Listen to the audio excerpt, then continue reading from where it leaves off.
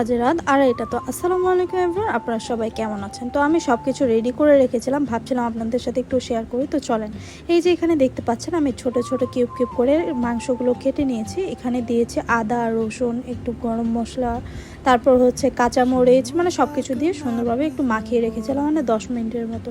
তো চলেন এগুলো এখন ভাজা যাক। তো ফার্স্টে আমি কড়াইয়ে তেল দিয়ে নিব। আগে একটু কড়াইটা গরম করে নিয়েছিলাম, এরপরে একে একে একটা করে সুন্দর মতো ভেজে নেব।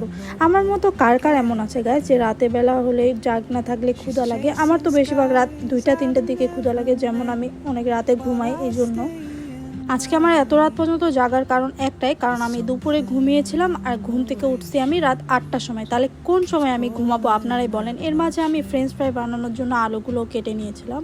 তো দেখতে পাচ্ছেন কত সুন্দর লাল লাল করে এগুলো ভাজা হয়ে গেছে। তো এগুলো ভাজা হলে এরপরে আমি ফ্রেঞ্চ ফ্রাইগুলো ভেজে নেব। সুন্দরভাবে এগুলো তুলে নিয়েছি।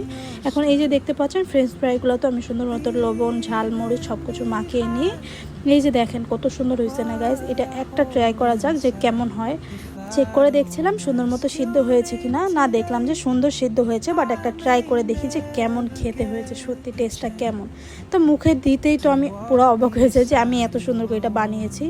এরপরে ফ্রেঞ্চ ফ্রাইগুলো সুন্দর মতো ভেজে নিচ্ছিলাম। তো এগুলো ভাজা হয়ে গেলে সব কিছু সুন্দরভাবে তুলে এর মাঝখানে আবার আমি একটু পেঁয়াজও কেটে নিয়েছিলাম, এটার সাথে খেতে ভালো লাগে।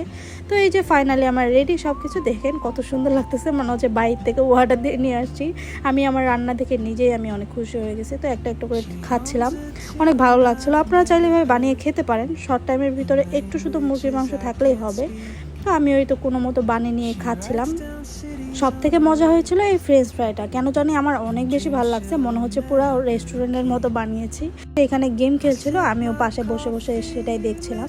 আর আপনাদেরকে দেখাই যে এখন কয়টা বাজে। এই যে দেখতে পাচ্ছেন রাত 3টা 18 বাজে, তার মানে বুঝতে পারছেন একটু পরেই 4টা বেজে যাবে। বানাতে টাইম লাগলেও খেতে কিন্তু একটুকু টাইম লাগেনি। সবগুলো খাওয়া দাওয়া শেষ, এরপরে একটু শুয়ে রেস্ট করছিলাম। 2 hours later.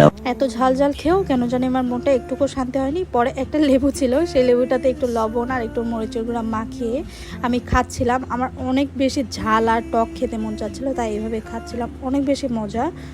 এরপরে শুয়ে শুয়ে আমার ভিডিওগুলো স্ক্রল করছিলাম আর আপনাদের কমেন্টের রিপ্লাইগুলো দিচ্ছিলাম আর দেখছিলাম কে কী কমেন্ট করেছে। এই যে দেখেন এখন বাজে 4টা 36 আর এখনও আমি ঘুমাচ্ছি না, এখন একটু ঘুমানো ট্রাই করবো। তো আল্লাহ হাফেজ সবাইকে, সবাই ভালো থাকবেন।